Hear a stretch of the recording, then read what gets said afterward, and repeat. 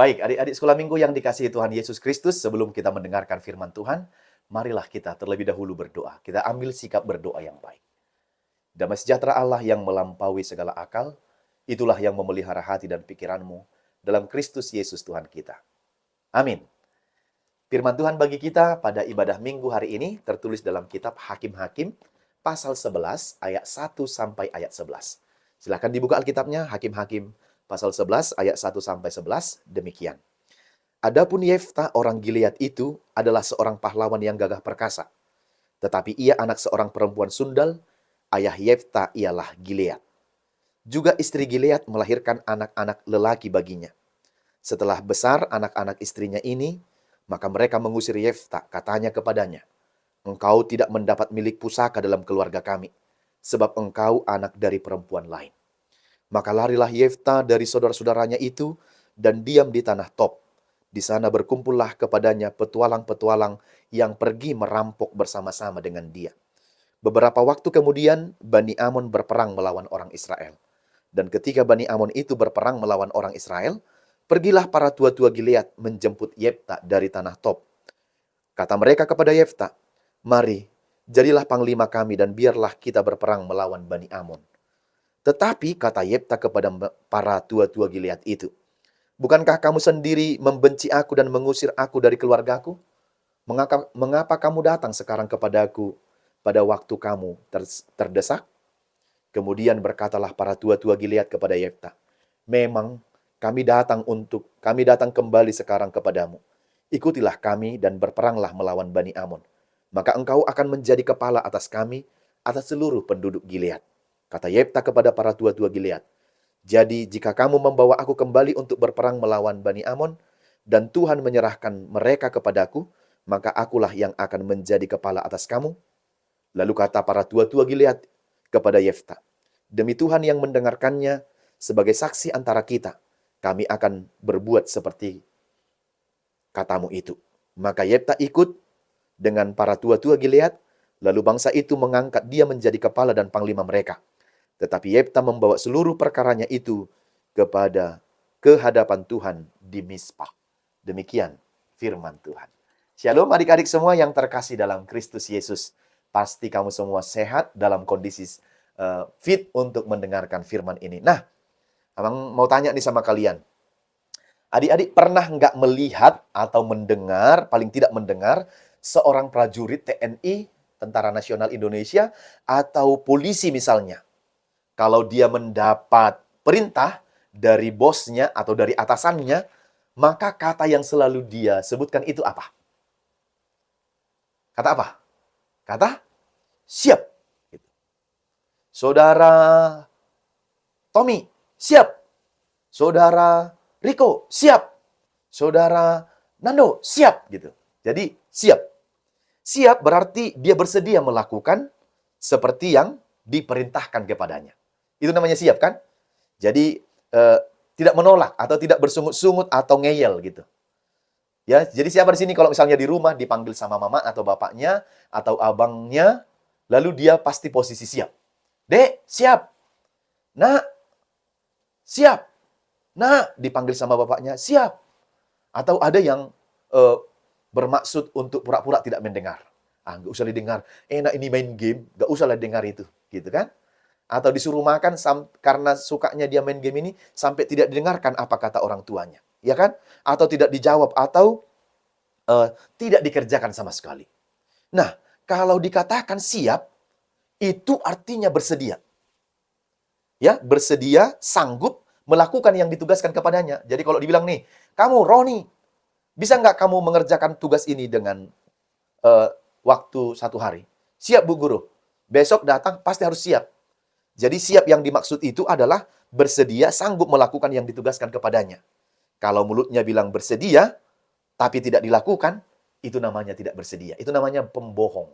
Dia bilang siap, dia bilang bersedia, ternyata dia tidak melakukan apa-apa. Kira-kira senang nggak Tuhan sama ini? Nggak mungkin.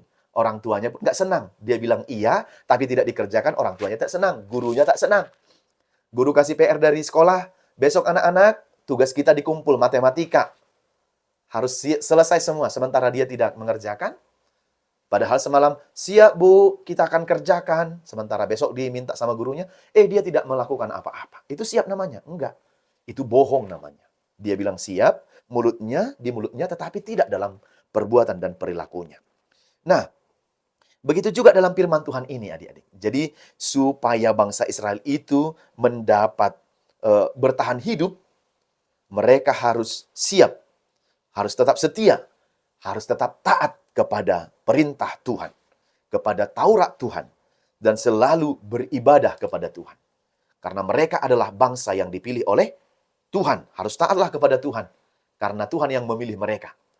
Jadi, kepada orang tua kan, karena kita anaknya, kita harus taatlah kepada orang tua kita. Gak ada yang ngeyel melawan gitu kan. Jadi, walaupun bangsa Israel itu sangat jogul, tegar, tengkuk, bandal, begitu, tapi mereka tidak memperlihatkan, dan mereka tidak memperlihatkan kesetiaan kepada Tuhan. Mereka malah menyembah ilah-ilah lain. Maka Tuhan menjadi marah. Ya, karena Tuhan marah itu, sehingga Tuhan menghukum mereka. Tuhan membiarkan bangsa Israel itu diserang oleh bangsa-bangsa yang lain. Bayangkan. Karena kejugulannya, karena kebandalannya, maka Tuhan biarkan mereka diserang oleh bangsa-bangsa lain. Tetapi, walau begitu, Tuhan itu tetap ternyata panjang sabar dan berlimpah kasih setia. Tuhan itu tetap melindungi bangsa itu. Tuhan itu memberikan hakim bagi mereka untuk memimpin bangsa Israel itu sendiri, ya. Jadi Tuhan tetap memberikan pemimpin supaya ada yang memimpin bangsa itu. Kalaupun mereka berdosa, jahat dan bandal, ternyata Tuhan selalu memberikan hati yang terbuka untuk memaafkan dan mengampuni orang Israel itu. Berkali-kali. Ini juga menjadi hal yang boleh kita tiru ya adik-adik. Bahkan ada orang yang terus menjahati kita, menjuliti kita, yang membuli kita. Bagaimana kita bisa menjadi anak-anak yang bisa mengampuni walaupun kita disakiti? Seperti yang dilakukan oleh Tuhan Yesus. Apa katanya? Ya Bapa, ampunilah mereka, sebab mereka tidak tahu apa yang mereka perbuat. Ini kan hati yang selalu mau mengampuni. Nah, begitu juga dengan Tuhan Allah dalam firman ini. Jadi, salah satu dari hakim Israel itu, yang memimpin bangsa Israel adalah namanya Yefta. Coba sama-sama sebut dulu namanya Yefta. Ya, Yefta itu adalah seorang pahlawan yang gagah dan perkasa. Dia anak seorang perempuan yang bukan Yahudi. Jadi mamanya itu bukan orang Yahudi. Dan dikatakan perempuan sundal atau perempuan lain yang bukan dari berasal bangsa Israel, dari bangsa yang lain. Karena dia anak dari perempuan yang bukan Yahudi itu, ternyata dia diusir oleh ibu tiri atau istri sah dari Gilead. Dan saudara-saudaranya saudara-saudara Yefta ini tadi diusirlah dia. Lalu adik-adik, ketika dia diusir, dia melarikan diri. Dia juga tidak mendapat bagian atau harta warisan dari orang tuanya. Karena dia anak dari perempuan lain, bukan dari keturunan Israel. Jadi dia lari, dia tinggal di tanah Tob namanya tadi. Maka di situ dia berjuang dengan orang-orang yang hartanya juga sudah habis dan berjuang untuk bertahan hidup. Jadi ketika mereka berjuang bertahan hidup, ternyata adik-adik bukan dengan cara yang benar. Karena mereka diusir, kan tidak ada lagi harta mereka, tidak ada lagi milik mereka, tidak ada uangnya, tidak ada makanannya. Maka yang mereka lakukan adalah mencuri dan merampok. Dari sekumpulan kawan-kawan Yefta tadi itu, mencurilah mereka, merampoklah mereka, supaya mereka dapat makan, supaya mereka dapat memenuhi kehidupannya, kebutuhannya. Jadi mereka merampok, berburu hewan liar, dan juga menyerang negeri-negeri yang lain itu, yaitu negeri-negeri yang melawan mereka, supaya mereka dapat menguasai, dan mereka dapat makan dari situ. Jadi dia datang sebagai kepala rombongan untuk merampok, membunuh, dan menyerang. Bayangkan dulu. Karena diusir tadi, dia tidak diperdulikan, maka dia menjadi orang yang jahat di tanah Tob, melakukan hal-hal yang tidak benar. Nah, oleh karena itu, jadi bangsa Israel tidak punya pemimpin sementara waktu itu. Karena Yefta pergi ke tanah Tob. Dan Yefta, sementara akan ada peperangan mereka melawan bangsa-bangsa yang lain, mereka harus mempersiapkan pemimpin, yaitu bangsa-bangsa yang lain tadi. Ya, mereka harus mempersiapkan pemimpin. Karena kalau tidak ada pemimpin, bagaimana mereka akan menang dalam peperangan? Lalu mereka bingung, siapa nih? Lalu datanglah tua-tua orang Israel itu, adik-adik. Oh, kita panggillah Yefta. Yefta yang kemarin diusir itu dari tanah Tob, kita jemputlah dia. Dialah pemimpin bagi kita, dialah panglima bagi kita. Lalu pergilah mereka menjemput Yefta ini. Kenapa? Lalu Yefta bilang, "Loh, sekarang karena kalian terdesak, lalu kalian menjemput aku. Selama ini, aku tidak pernah kalian anggap. Kalian sia-siakan. Kalian usir dari keluargaku dan tempat di mana aku tinggal. Lalu sekarang kalian menjemput aku karena kalian perlu dan terdesak. Kenapa setelah terdesak kalian memanggil aku?" Kata Yefta begitu. Karena dibilang mau bergabung untuk memimpin bangsa Israel, dan nanti kami akan berikan hadiah kepadamu. Menjadi kepala pemimpin bagi mereka di tanah Gilead. Akhirnya sepakat. Mereka menjadikan Yefta itu menjadi kepala panglima mereka. Dan dia mau menerima menjadi pemimpin seperti apa yang diminta oleh tua-tua itu. Dan seperti apa yang telah dipilihkan kepada dia. Awalnya Yefta itu disepelekan. Karena dia adalah anak bukan orang Yahudi. Jadi adik-adik tidak boleh ya sepele terhadap orang lain. Karena orang lain itu punya kelebihan, ada talentanya masing-masing, jadi tidak boleh sepele. Kalau misalnya kita lihat orang lain itu karena dia berasal dari keluarga yang misalnya tidak ada lagi bapak dan mamanya, jangan menjadi sepele kepada orang itu. Karena masing-masing orang dicipta oleh Tuhan punya kemampuan, punya talenta, kelebihan masing-masing. Jadi jangan sepele dengan orang-orang yang seperti itu. Jadi setelah itu awalnya Yefta disepelekan karena dia bukan keturunan dari Yahudi, tetapi kemudian Tuhan memilihnya. Dan setelah Tuhan memilihnya, Yefta ini menjadi orang yang disegani di antara mereka. Seganlah mereka, ya.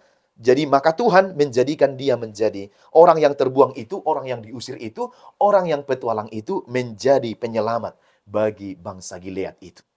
Ya, menjadi penyelamat. Ia menjadi pahlawan yang gagah dan perkasa. Karena siapa? Karena Yefta menyelesaikan, karena Yefta memberikan atau menyampaikan hidupnya kepada pemeliharaan Tuhan. Ketika dia berdoa dan menyampaikan semua pergumulannya itu ke hadapan Tuhan di Mispa. Dia berserah kepada Tuhan. Kalaupun dia dipilih menjadi pemimpin, aku tidak mau memimpin dengan pikiran dan otak sendiri. Tetapi dia harus dipimpin oleh Tuhan. Itu sebabnya dia berdoa di Mispa, dia memohon kekuatan kepada Tuhan, dan dia tertuju kepada Tuhan, dan dia meminta penyertaan Tuhan dalam hidupnya. Ini yang perlu adik-adik. Jadi apapun yang kita lakukan, jangan lupa untuk Tuhan yang harus memimpin kita, bukan yang lain, bukan pikiran kita. Bukan karena orang lain, tetapi Tuhan kita minta. Tuhan, tolonglah aku kalau Tuhan percayakan aku sebagai ketua kelas di sekolah, biarlah aku bisa memimpin kawan-kawanku dengan baik. Di rumah, kalau dipercayakan mama pekerjaan, biarlah aku kerjakan dengan baik supaya aku menjadi anak yang betul-betul mau melakukan seperti apa yang mereka perintahkan. Nah, oleh karena itu apa yang mau disampaikan firman ini adik-adik? Yang pertama adalah bersedia memiliki sikap yang rendah hati. Seperti Yefta itu dia tidak dendam dengan perbuatan-perbuatan yang jahat orang lain kepadanya itu, atau dia tidak benci terhadap orang yang mengusirnya itu dan keluarganya, mama tirinya atau saudara-saudaranya itu, tetapi dia memberikan pengampunan. Sehingga dia menjadi pemimpin bagi bangsa Gilead. Itulah karena kerendahan hati. Maka Tuhan akan percayakan kepada kita apa yang perlu. Jadi adik-adik yang perlu adalah bersedia memiliki sikap yang rendah hati. Tidak sombong, tidak angkuh. Masih hanya sebegini sudah angkuh, nggak boleh. Harus menjadi anak yang rendah hati ya. Yang kedua, selalu tertuju pada Tuhan yang menyertai dan menolong hidup kita. Tertujulah pada Tuhan. Kemanapun adik-adik pergi, selalu berdoa tertuju pada Tuhan. Jangan mengandalkan pikiran. Saat sekolah, belajar, mengerjakan PR, tertuju pada Tuhan. Tuhan, tolonglah aku mengerjakan tugasku ini supaya aku tidak diajak oleh iblis untuk mengerjakan hal yang tidak benar. Jadi tertuju kepada Kristus yang menolong dia itu. Yang ketiga adalah mau memberi pengampunan demi kebaikan.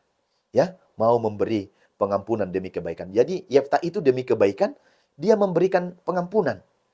Ya, dia tidak balas dendam kepada saudara-saudaranya. Sebenarnya bisa dia balas dendam kan karena dia sekarang sudah menjadi pemimpin bagi Israel, dia bisa pemimpin bagi bangsa Gilead, dia bisa menjadi balas dendam, tetapi dia tidak mengerjakan itu. Dia bilang, "Saya bersedia, biarlah Tuhan yang memimpin saya berdoa kepada Tuhan dan saya tertuju kepada Tuhan, jangan menjadi pendendam, tidak menjadi pendendam." Jadi kalaupun misalnya ada orang yang pernah salah kepadamu, berbuat nakal, berbuat jahat kepadamu, ampunilah dia. Sebagaimana Tuhan Yesus telah mengampuni segala dosa-dosa dan pelanggaran kita. Karena kalau kita mengingat-ingat terus kesalahan orang lain, seolah-olah kita tidak pernah bersalah. Kita pun pernah bersalah. Kalau kita bersalah, kita membutuhkan pengampunan. Maka kalau kawan kita pun salah, hendaklah kita mau mengampuni orang yang bersalah kepada kita. Supaya apa? Supaya berkat-berkat Tuhan itu datang dan melimpah kepada kita. Jadi untuk semua yang disampaikan oleh Tuhan Allah kepada kita melalui firman-Nya ini, kita harus bersedia. Bersedia melakukan apa yang disampaikan oleh Tuhan Allah. Tidak tunggu dulu, tapi bersedia melakukan kebaikan dan kebenaran. Jadi bilang, saya bersedia, I'm ready. Saya bersedia, siap melakukan apa yang disampaikan oleh Tuhan Yesus kepadaku. Menolong orang lain, tidak mendendam, tidak curiga, tidak melakukan kejahatan, tidak balas dendam, tidak memikirkan yang jahat, bukan. Tapi saya bersedia mengampuni, bersedia menolong, bersedia melakukan kebaikan. Seperti lagu kita, saya bukan pasukan berjalan, pasukan menembak, pasukan berkuda. Saya tidak menembaki musuh, tapi saya laskar Kristus. Saya laskar Kristus, siap gerak, gitu kan? Laskar Kristus itu harus siap melakukan kebenaran. Tidak boleh siap melakukan kejahatan. Tidak. Tapi siap gerak untuk apa? Untuk melakukan kebenaran supaya Tuhan senang. Jadi kalau adik-adik di rumah, Dek, siap. Lakukan, kerjakan. Supaya mama senang. Kalau adik-adik membutuhkan sesuatu, Mak tolonglah aku perlu ini loh. Nanti ya nak, kita beli setelah ini. Karena apa? Selalu siap, sedia, dan mau. Kalau melawan-lawan, menolak-nolak, atau ngeyel aja, minta sesuatu kepada mamanya pun nggak kasih. Karena apa? Dia tidak bisa diperintah, tidak bisa disuruh. Tidak baik sifatnya, begitu ya. Nah, oleh karena itu sekali lagi adik-adik sekolah minggu, bersedialah melakukan yang baik, yang benar, yang berkenan kepada Tuhan. Karena Tuhan mencintai anak-anak yang melakukan kebaikan dan kebenaran seturut dengan firman-Nya. Amin, kita berdoa. Terima kasih Bapa di surga atas firman-Mu yang sudah kami dengarkan. Kiranya kami bersedia dipakai oleh Tuhan menjadi laskar Kristus, menyatakan kebenaran kepada semua orang. Biarlah kami menjadi anak-anak yang patuh dan taat, meski ada orang yang membenci, tidak suka dengan kami, tetapi kami lakukan kebenaran itu seturut dengan perintah dan firman Tuhan saja. Karena kami adalah anak-anak-Mu, maka biarlah kami melakukan segala apa yang benar, yang berkenan di hadapan Tuhan. Berkati orang tua kami, berkati guru di sekolah minggu, berkati kawan-kawan kami saat bermain di sekolah, dan melakukan tugas PR kami, jagai dan lindungilah kami semuanya. Terima kasih Bapa di surga, terpujilah nama-Mu, ampunkan dosa kami dalam Yesus kami berdoa dan bersyukur. Amin.